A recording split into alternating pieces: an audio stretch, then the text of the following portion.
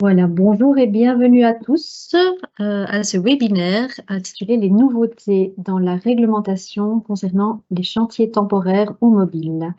Alors, nous avons aujourd'hui deux orateurs, Christine Canazza, qui est attachée juriste à la DG Humanisation du Travail, et François Lebeau, chef de direction à l'inspection du travail à la DG Contrôle du bien-être au travail. Alors, je vais très vite leur passer la parole, mais juste avant, quelques petites annonces techniques. Donc, les questions et les remarques que vous auriez éventuellement pendant l'exposé peuvent être mises dans le chat à tout moment. Donc, il y aura un modérateur qui publiera les questions. Alors, il faut savoir aussi que comme c'est un webinaire, la vidéo et le son ne peuvent pas être partagés par vous. Donc, vous pouvez évidemment tout suivre et mettre vos questions dans le chat, donc, comme mentionné plus haut. Alors, d'autres petits détails pratiques, on vous enverra un formulaire d'évaluation et surtout les présentations après le webinaire. Et elles seront également disponibles sur notre site événement, donc, le site via lequel vous avez pu vous inscrire et recevoir le lien pour aujourd'hui. Et également, si vous n'avez pas pu tout suivre ou si vous avez des collègues qui souhaitent suivre le webinaire ultérieurement, le webinaire est enregistré et pourra être visionné sur notre chaîne YouTube. Ces informations seront également, le lien sera également publié sur le site événement. Et enfin, si vous voulez encore approfondir toutes ces questions, la nouvelle réglementation se trouve sur le site du SPF Emploi. Nous allons publier aussi dans le chat la news, l'actualité qui donne aussi le contexte et les liens vers le site.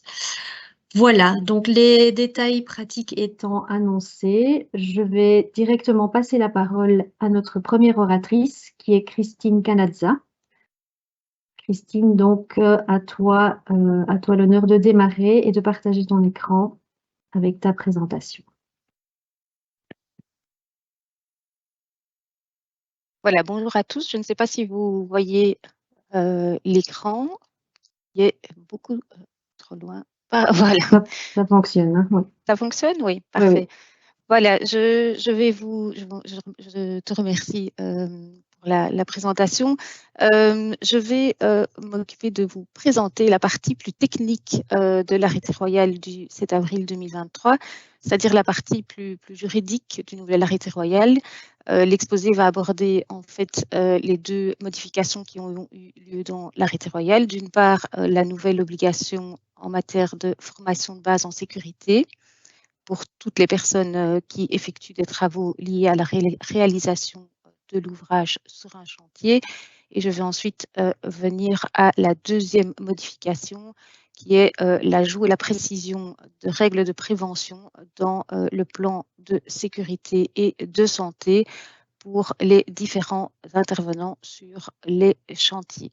Voilà, donc la première partie, c'est la formation de base en sécurité. La première question qui se pose est évidemment de savoir à qui s'applique cette nouvelle obligation. Cette nouvelle obligation s'applique. Alors, hop, suivante. Voilà, cette nouvelle obligation s'applique à tous les chantiers, à tous les travaux liés à la réalisation du bâtiment. Donc, ce n'est pas uniquement les travaux immobiliers au sens de la législation fiscale ou au sens de la sécurité sociale. Elle s'applique aussi à toutes les personnes qui effectuent des travaux sur un chantier. Donc, ça comprend les travailleurs, les indépendants, mais aussi les employeurs qui exercent eux-mêmes des activités sur un chantier. Et enfin, elle s'applique à tous les secteurs et donc pas uniquement au secteur de la construction et donc de la commission paritaire 124. Quels sont les objectifs de cette formation de base? Eh bien, le premier objectif, c'est de sensibiliser aux risques sur un chantier causé soit par sa propre activité, soit par les activités d'autres personnes, mais également aux risques qui sont causés par la présence successive ou simultanée d'autres personnes sur le chantier.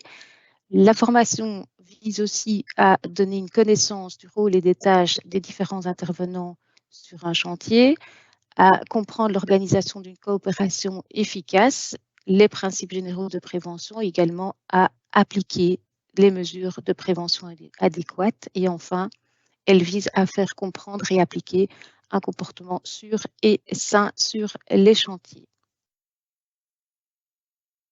Quelles sont les modalités de la formation de base? Eh bien, il y a 2 choses en tout cas à retenir. C'est que la formation doit avoir au minimum une durée de 8 heures et d'autre part qu'elle doit être suivie et donc organisée par un organisateur qui applique un système de contrôle de la qualité. Alors là, l'entrepreneur, en tout cas, a une obligation, c'est celle de pouvoir fournir à tout moment la preuve que la formation suivie par ces travailleurs répond aux objectifs fixés dans l'arrêté royal. Mais donc, les 2 modalités, c'est minimum 8 heures et organisé par un organisateur qui applique un système de contrôle de la qualité.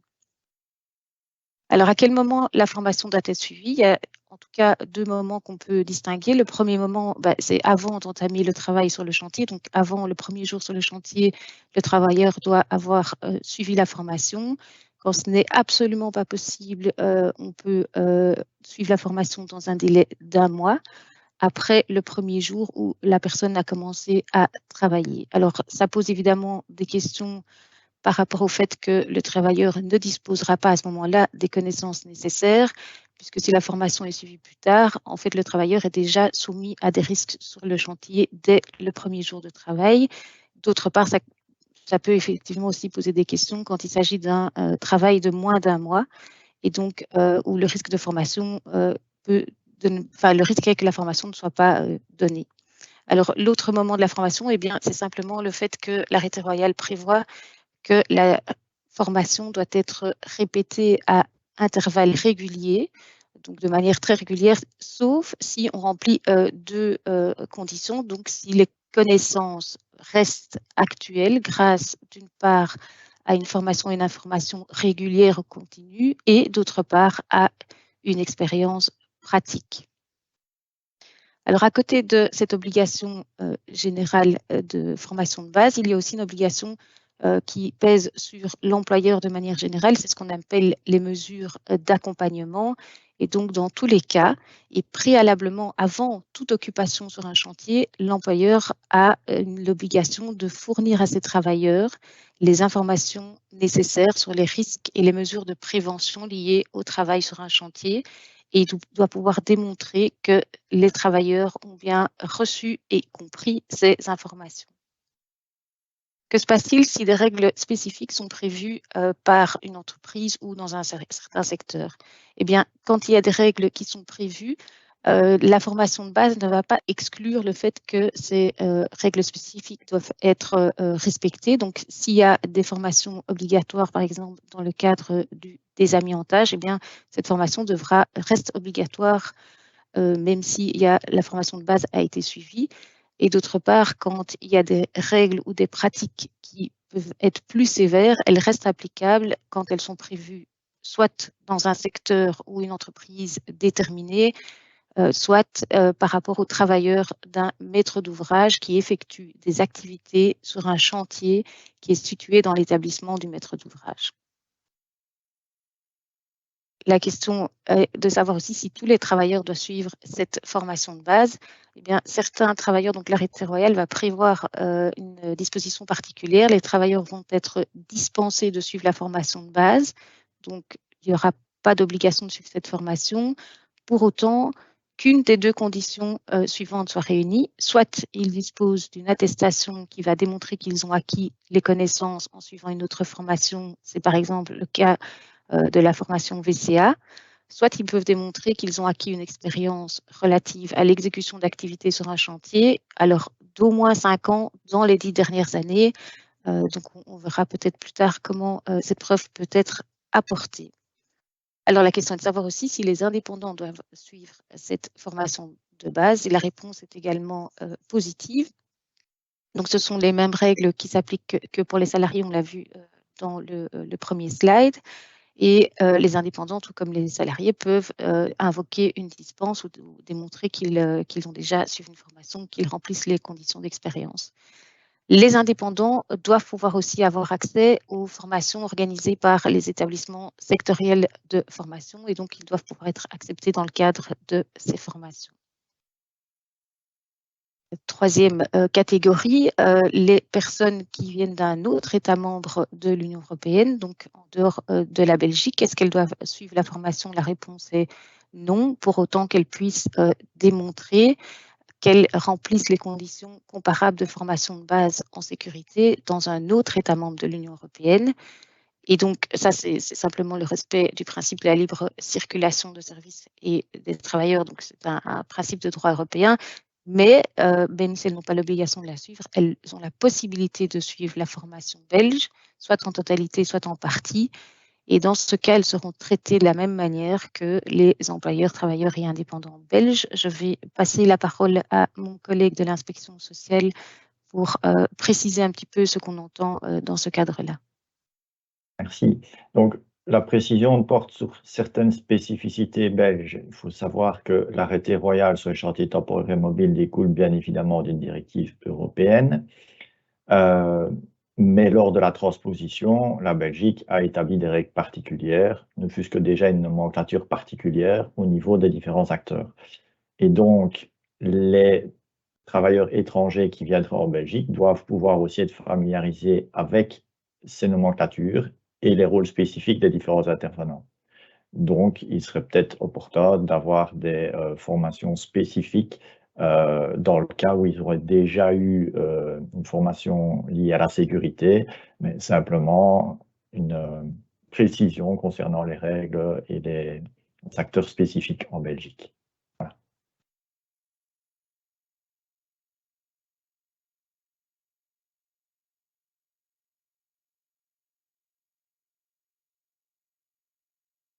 Micro.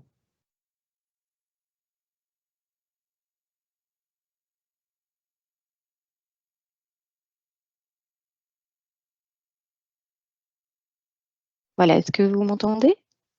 Oui.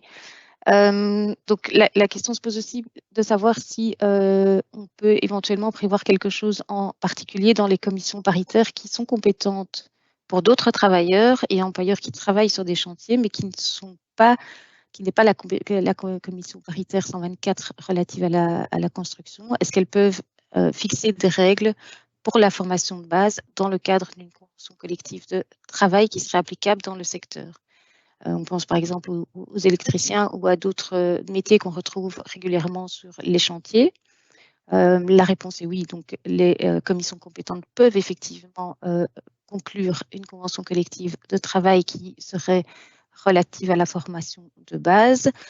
Et comme vous le savez sans doute, ces conventions collectives de travail peuvent, mais ne sont pas toujours déclarées obligatoires. Et donc, leur effet pourrait être différent. Alors, que peut faire une commission paritaire qui serait active dans le secteur de la construction, mais qui ne dépendrait pas de la CP 124? Eh bien, elle peut déterminer le contenu et les modalités de la formation. Donc, c'est au minimum celles qui correspondent à celles fixées dans l'arrêté royal dont on a parlé avant. Donc, le contenu, c'est tous les objectifs, les modalités, c'est minimum 8 heures. Et donc, un organisateur qui applique un système particulier de qualité. Et d'autre part, la commission paritaire peut également fixer ses propres règles par rapport à l'organisation de la formation. Et donc, elle peut, par exemple, charger un institut sectoriel de donner et dispenser la formation, mais elle peut aussi fixer les conditions dans lesquelles les travailleurs pourront être dispensés de suivre la formation de base, pour autant évidemment qu'ils démontrent qu'ils ont acquis les connaissances d'une autre façon. Alors, la date d'entrée en vigueur de cette nouvelle obligation, on peut en distinguer deux. La première application, c'est celle qui est applicable à toutes les personnes qui n'ont jamais travaillé sur un chantier. Et donc là, l'arrêté royal est en vigueur depuis le 15 avril 2023. Les règles sont directement applicables aux personnes qui n'ont jamais travaillé sur un chantier et elles doivent donc suivre immédiatement une formation, sauf si évidemment elles peuvent bénéficier de la dispense, donc démontrer une des deux conditions qu'on a vues juste avant. Donc, simplement, on attire votre attention sur le fait que si la formation n'est pas possible dans le délai d'1 mois, après le début du premier jour de travail, eh bien, il y a toujours les mesures d'accompagnement et donc l'obligation générale de l'employeur de donner certaines informations. La deuxième date importante pour l'entrée en vigueur de cet arrêté royal, c'est le 15 avril de l'année prochaine, le 15 avril 2024. Et ça, c'est applicable aux personnes qui travaillent déjà sur un chantier au 15 avril 2023. L'arrêté royal prévoit une période transitoire d'1 an pour leur permettre de suivre la formation au plus tard pour le 15 avril 2024, sauf, encore une fois, si elles peuvent démontrer qu'elles ont une dispense. Voilà, ça c'était pour les obligations en matière de formation de base en sécurité. L'autre modification de l'arrêté royal, eh bien, c'est une amélioration de la communication sur les chantiers. Ce que fait l'arrêté royal, c'est simplement introduire des nouvelles règles pour la communication verbale et non verbale sur un chantier. Et donc, ces nouvelles règles relèvent de la responsabilité du maître d'œuvre et on distingue 3 types de nouvelles règles dans le cadre de cette nouvelle obligation. La première règle, c'est de transmettre des informations, instructions et ordres de manière à ce qu'ils soient compris à tout moment et puissent effectivement être appliqués. La deuxième règle, c'est de permettre aux personnes sur un chantier de se faire comprendre par tous les moyens de communication adéquats. La dernière, c'est de définir les arrangements pratiques en matière de communication quand les personnes se trouvent dans un environnement où il y a plusieurs langues qui sont parlées. Alors, pourquoi ces nouvelles règles en matière dans le plan de sécurité et de santé? Les deux objectifs poursuivis, deux des objectifs poursuivis sont d'une part de donner sans ambiguïté des instructions sur les mesures de prévention et d'autre part de pouvoir réagir rapidement et de façon adéquate quand il y a un danger grave et immédiat. Je vais maintenant passer la parole à mon collègue de l'inspection sociale qui va vous expliquer la stratégie de l'inspection. Merci. Donc, le but des quelques dias qui suivent va simplement expliquer concrètement ce qui est attendu sur le terrain et donc la façon dont nous allons nous y prendre pour vérifier que les dispositions légales sont bel et bien rencontrées. On peut passer à la dia suivante, merci.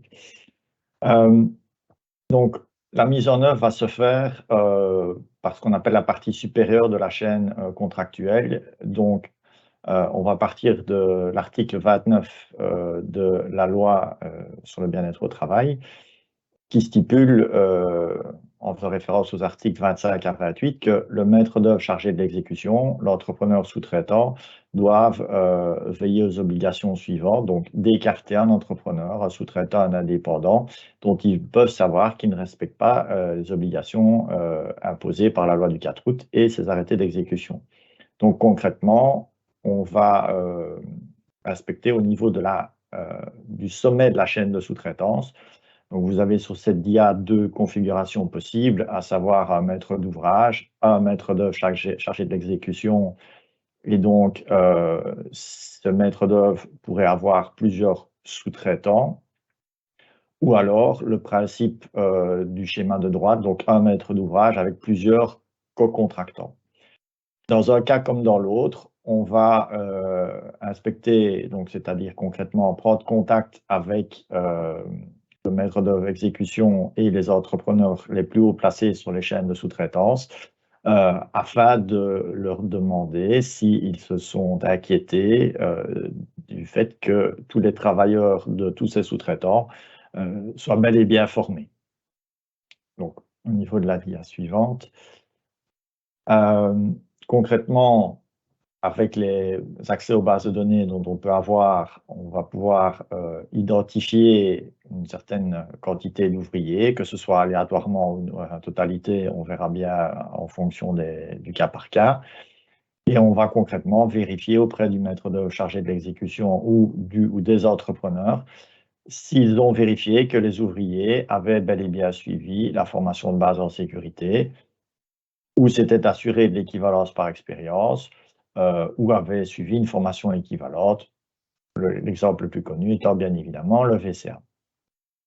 Si aucune preuve ne peut être présentée et ou si ça ne peut pas être démontré, dans une première phase, on passera par une voie relativement soft qui est un avertissement aux principaux intéressés, donc le maître d'œuvre chargé d'exécution et ou l'entrepreneur, À savoir qu'en cas de récidive, là, on durcira le ton et on établira des procès-verbaux de constatation d'infraction à destination des intervenants en défaut. Alors, comme on l'a dit tout à l'heure, la formation de base est applicable non seulement à tous les travailleurs de la CP 124, mais aussi les autres commissions paritaires telles que la 149, la 111, la commission paritaire qui traite du transport et d'autres. Bien évidemment, tous les travailleurs qui vont être visés par cette obligation de formation, ce sont des travailleurs qui concrètement agissent lors de l'exécution des travaux. On dit plus communément ceux qui participent à l'acte de construire. Bien évidemment, la formation de base sera aussi applicable à toute une série, on a repris ici 4 exemples, donc des conducteurs de bétonnières, de camions pompes à béton, ceux qui déchargent les matériaux de construction sur les chantiers, ceux qui livrent l'asphalte sur les chantiers, donc on vise notamment au niveau des travaux routiers ici, les conducteurs qui apportent du stabilisé, du sable, du gravier sur les chantiers de construction.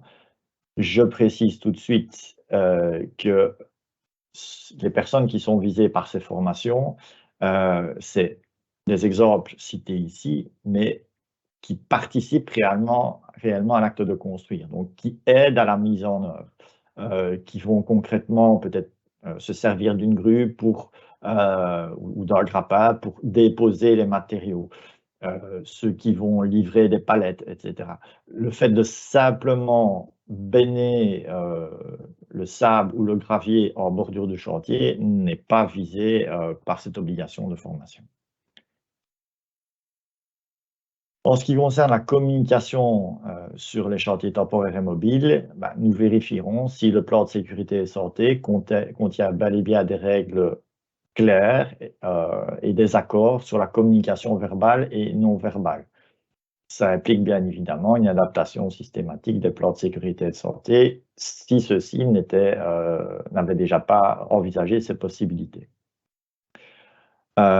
Nous allons également vérifier si des dispositions ont été prises concernant le contrôle de ces éléments. Donc, il ne faut jamais oublier que le coordinateur est désigné par quelqu'un et il appartient à ce quelqu'un, en fonction des surfaces des chantiers, de veiller à ce que le coordinateur effectue bel et bien ses missions et tâches. Si le plan sécurité santé n'est pas ou insuffisamment complété ou ne mentionne rien de particulier, dans une première phase, même réflexe, avertissement écrit au coordinateur projet et ou réalisation en fonction du stade où on sera arrivé. Avertissement également au maître d'ouvrage ou à l'architecte, c'est-à-dire les personnes ayant l'obligation de désigner le coordinateur en fonction des superficies, bien évidemment. En cas de récidive ou en cas de non-avancée suite aux avertissements, des procès-verbaux de constatation d'infraction seront dressés à charge des personnes qui sont en défaut. Ceci clôture les présentations.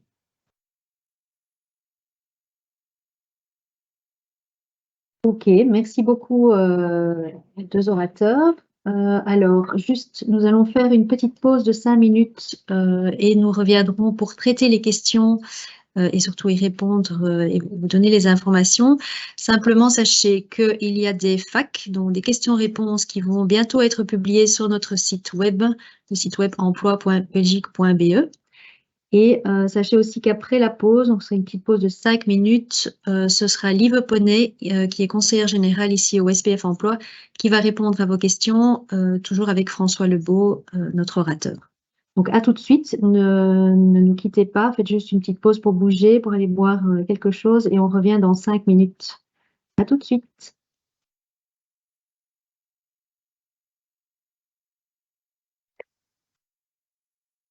Bonjour tout le monde.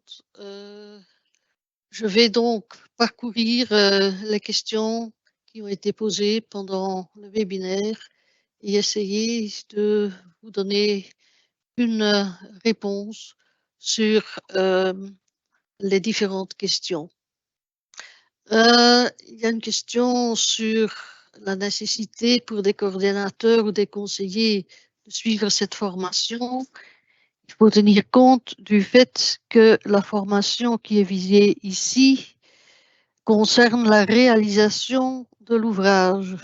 C'est-à-dire, ce sont les travailleurs qui sont en train de vraiment bâtir, de construire, de faire des manipulations. Les coordinateurs, les conseillers qui peuvent venir pour donner un conseil quelconque ne sont pas visés par cet arrêté royal. Et donc, ils ne doivent pas suivre la formation. Si les langues utilisées sur le chantier sont les langues nationales et l'anglais, devons-nous changer le plan de sécurité? Non. Pour le mentionner, je pense qu'actuellement, si on a déjà réglé dans la pratique l'utilisation des langues, je ne pense pas qu'il faut changer maintenant le plan de sécurité si tout se passe bien, mais évidemment, dans le futur, quand vous faites vraiment un choix d'une langue, il faudra le prévoir dans le plan de sécurité. Alors, il y a une question sur les exemples de règles de manière de communication verbale ou non verbale. Est-ce que François, tu peux là prendre la parole? Oui, donc la question en particulier, c'est laquelle? C'est la question, pourrait-on avoir quelques exemples de règles en matière de communication verbale et surtout non verbale à retrouver au PSS? Donc, de manière non verbale, si déjà il y a une difficulté de compréhension, on peut essayer d'avoir certains gestes, certains comportements ou arriver à se faire comprendre par des gestes, mais tout ça doit être défini au préalable.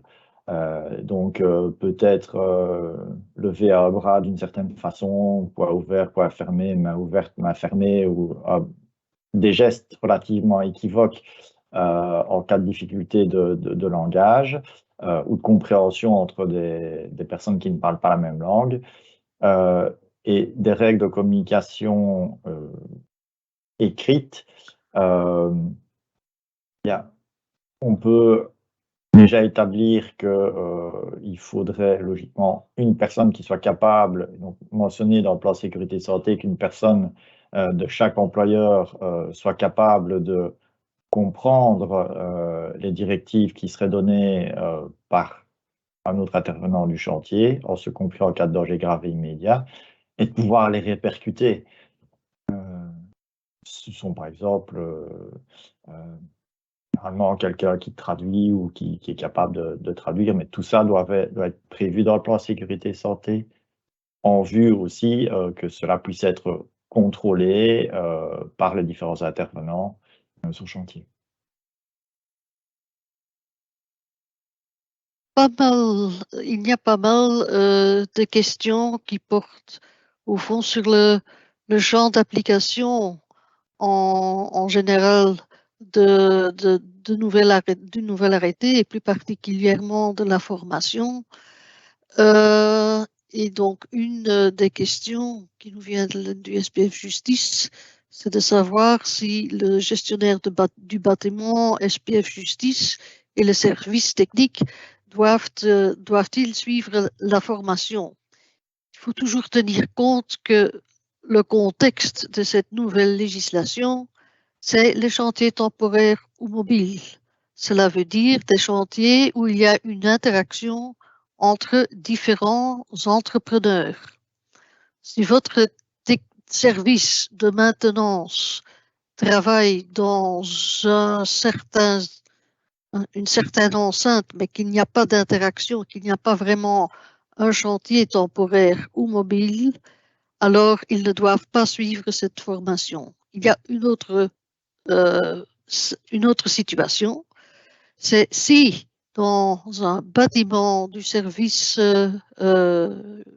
de la justice ou d'un autre, si dans l'enceinte d'une entreprise, il y a un chantier temporaire ou mobile, et que sur ce chantier temporaire ou mobile, il n'y a pas uniquement des personnes qui viennent de l'extérieur qui doivent travailler, mais aussi des personnes de votre propre entreprise, alors ces personnes-là, qui se trouvent également sur le chantier temporaire ou mobile, doivent suivre la formation de sécurité de base. Il y a uniquement une exception, c'est dans le cas où ces personnes ont suivi à l'intérieur de leur propre entreprise, chez leur propre employeur qui est le maître d'ouvrage des travaux qui seront exécutés, si là, ils ont suivi une formation qui est beaucoup plus stricte et beaucoup plus sévère que la formation de base en sécurité. C'est un peu dans ce sens-là qu'il faut voir toutes les questions qui sont posées sur les services de maintenance d'une entreprise, etc. Tant que votre service de maintenance intervient tout seul dans le bâtiment et qu'il n'y a pas d'interaction avec d'autres entrepreneurs et qu'il n'y a pas de chantier temporaire ou mobile dans votre entreprise, alors la formation ne doit pas être suivie par vos propres travailleurs.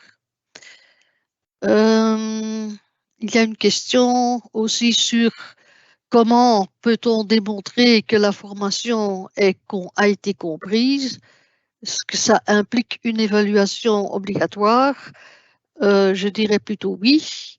Mais comment est-ce que cette évaluation doit se faire? Ça ne doit pas nécessairement être un examen en bon et due forme, mais ça peut se faire par un petit questionnement ou de voir un peu comment les gens mettent en pratique sur le chantier certaines notions qui leur ont été expliquées pendant la formation de base. François, si tu as des choses je ne sais pas si tu as des choses à ajouter. Nous avions éventuellement évoqué, suite à quelques questions reçues, la problématique et le questionnement par rapport au VCA et ou une formation équivalente. Donc, avant la date d'entrée en vigueur de l'arrêté royal, le certificat de participation à un cours VCA pouvait suffire. Après, le certificat VCA est requis, donc c'est-à-dire après avoir suivi le cours et réussi l'examen, donc il y a les deux conditions à obtenir. On s'était positionné aussi par rapport à la possibilité des formations VCA d'apprendre ça de manière autodidacte. Et donc là, ce n'était plus accepté. On peut faire le parallèle entre le VCA et le VCU pour tout ce qui est intérimaire aussi, bien évidemment. Ok. Il y a aussi une question. Où peut-on trouver une base sur le contenu de la formation? Il y a Constructif qui est déjà pendant un certain temps en train de mettre en œuvre ce type de nouvelles formations et vous pouvez toujours vous inspirer, je pense, des formations que eux ils donnent et aussi des formations qu'ils acceptent comme des formations qui sont similaires à la formation de base dans le sens de l'arrêté royal. Et il y a aussi une question, bon, est-ce qu'il est possible de donner en interne une formation et de ne pas devoir faire appel à un institut extérieur?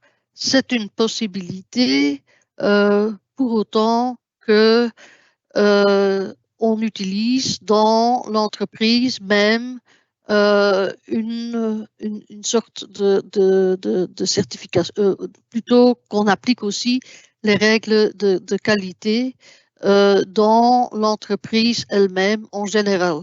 Si une entreprise, par exemple, a été certifiée pour la norme 9001, c'est une possibilité alors que en interne, on fait aussi la formation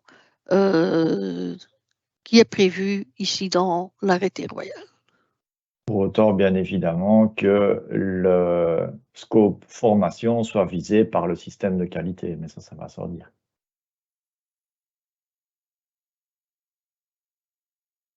Il y a aussi, bon, pour une question sur les aménagements verts, entretien des espaces verts. Bah, c'est toujours la même principe, hein. Il faut qu'il y ait un chantier temporaire ou mobile, ça veut dire une interaction entre plusieurs entrepreneurs sur un même endroit et qui font la même ou différentes tâches. Donc, c'est uniquement dans ce cadre-là.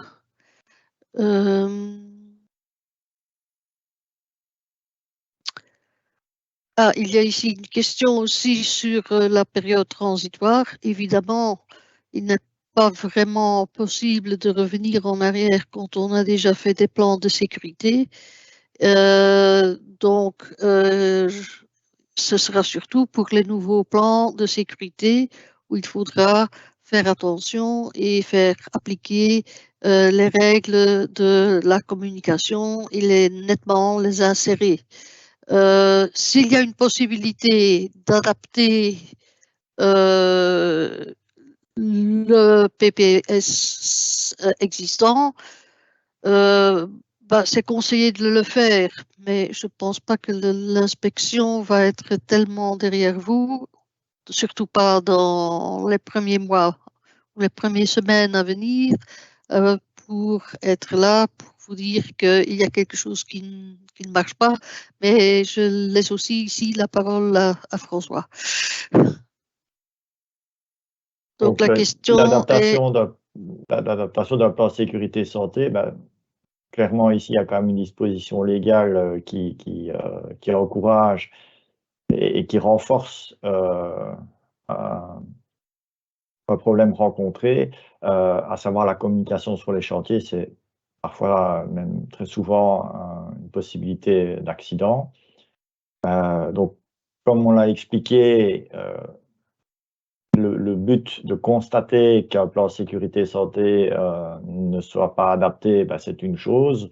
Notre rôle aussi est de formaliser nos remarques et donc établir un avertissement. À partir du moment où cet avertissement est suivi des faits, quelque part, on revient dans une situation un petit peu normale. À un moment donné, on ne va pas commencer à directement, et ce n'est pas le but non plus, arrêter un chantier si le plan de sécurité santé n'est pas adapté à ce niveau-là. C'est vraiment une démarche quand même d'amélioration continue aussi qui est visée par rapport entre l'inspection et les différents chantiers. Mais à un moment donné, il faudra bien commencer à s'adapter. Et je vois une dernière question qui porte sur les surveillants et les coachs, les travailleurs du maître d'ouvrage qui sont amenés à aller sur un chantier pour le suivi de l'exécution des projets. Ces personnes-là n'ont pas vraiment des travaux qui ont trait à la réalisation du bâtiment en tant que tel. Ils vont voir si le projet avance bien et donc ils ne sont pas soumis à la formation de base en sécurité prévue par l'arrêté royal.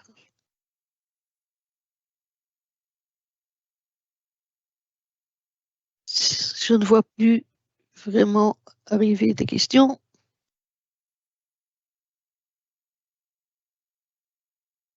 Je passe peut-être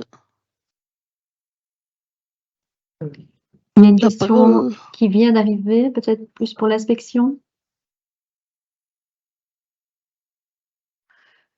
Comment concrètement le CCS doit faire pour contrôler la formation?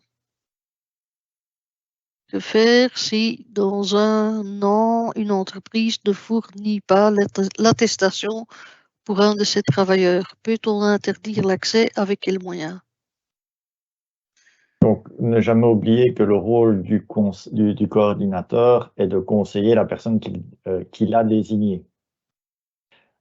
Si maintenant, au niveau de l'établissement du plan sécurité santé, au moment du projet, les discussions concrètes sont menées et des accords sont trouvés entre la personne qui désigne et le coordinateur, et si le souhait du maître d'ouvrage est d'établir des règles strictes qui viseraient à interdire formellement l'accès dans certaines circonstances, qui seraient plus contraignantes que la législation, rien ne l'empêche. Pour revenir sur les dispositions légales, eh bien, c'est systématiquement au top décideur, donc au maître d'ouvrage s'il y a plusieurs co-traitants ou au maître d'œuvre chargé de l'exécution qui est tout en haut de la chaîne de sous-traitance, à appliquer et à faire appliquer ces dispositions légales. Les contrats doivent être établis de manière telle que les clauses d'écartement soient présentes. Si ce n'est pas le cas, ben, ça contrevient aussi à des dispositions légales. Donc, concrètement, ce n'est pas au coordinateur à aller faire la police sur ce chantier. Ça fait partie de son rôle de s'enquérir du fait que les formations ont été données, d'éventuellement relayer les remarques à qui de droit si des constats sont faits d'absence de formation, mais ce n'est pas lui qui va interdire l'accès. À moins qu'il ait une mission complémentaire, extra-légale, extra-contractuelle, où le maître d'ouvrage, par exemple, lui donnerait cette autorité-là. Mais a priori, ce n'est pas visé par la législation.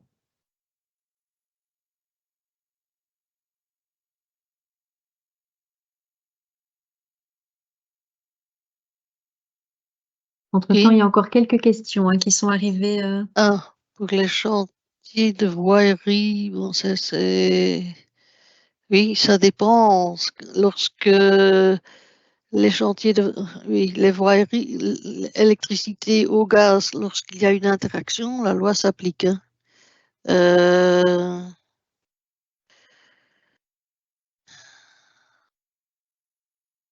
Ce qui est bon pour la communication, ce qui est différent entre maintenant et le futur, bah, c'est que on a d'une façon beaucoup plus détaillée expliqué comment il faut organiser la communication.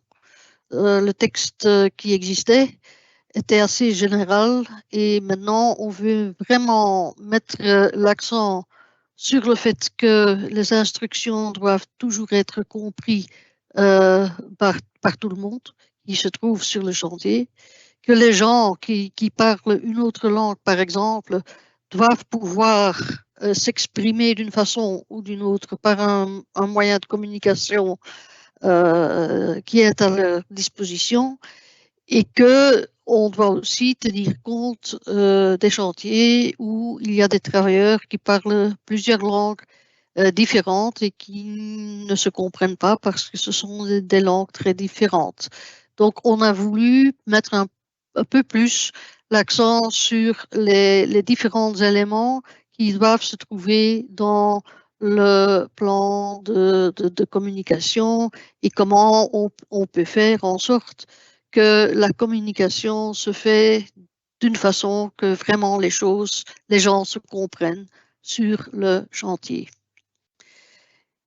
Et alors, il y a la question comment vérifier la qualité de la formation dispensée dans un pays autre que la Belgique.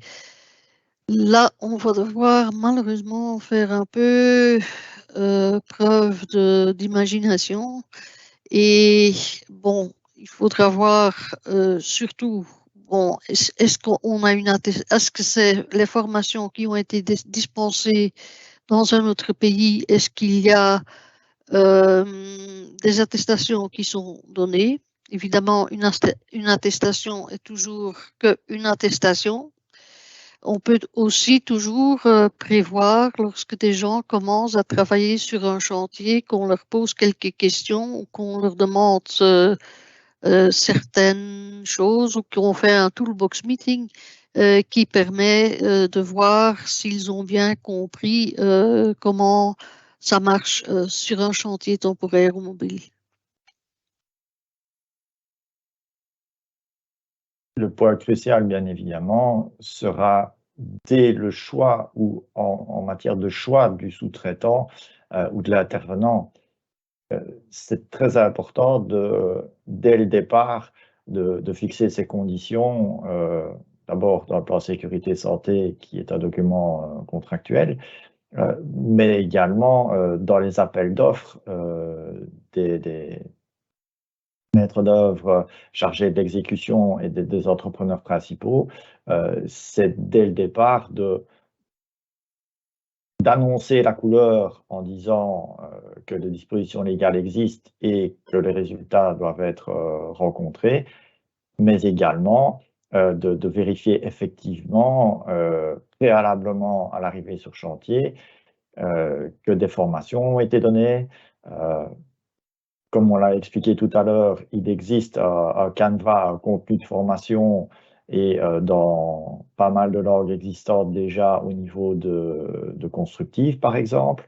Il peut déjà avoir une première comparaison entre les attestations et les formations qui sont suivies ailleurs qu'en Belgique et les standards qui existent actuellement. Donc on n'est pas démunis, on n'est pas sans rien par rapport à ça. Ok, merci beaucoup. Je pense que comme mot de la fin, c'est pas mal. Donc, on va tout doucement se quitter. Il me reste à remercier tous les orateurs, à remercier l'équipe technique ici derrière l'écran qu'on ne voit pas, mais qui fait un travail fantastique. Et à vous remercier, vous, tous les participants, pour votre interactivité, pour toutes les questions qui ont été posées. Je sais qu'on n'a pas pu répondre à l'entièreté des questions, mais il y a parfois des questions qui se répétaient. Et donc, n'hésitez pas à consulter notre site aussi d'ici quelques jours pour y découvrir les questions et les réponses qui sont préparées donc, par nos experts ici.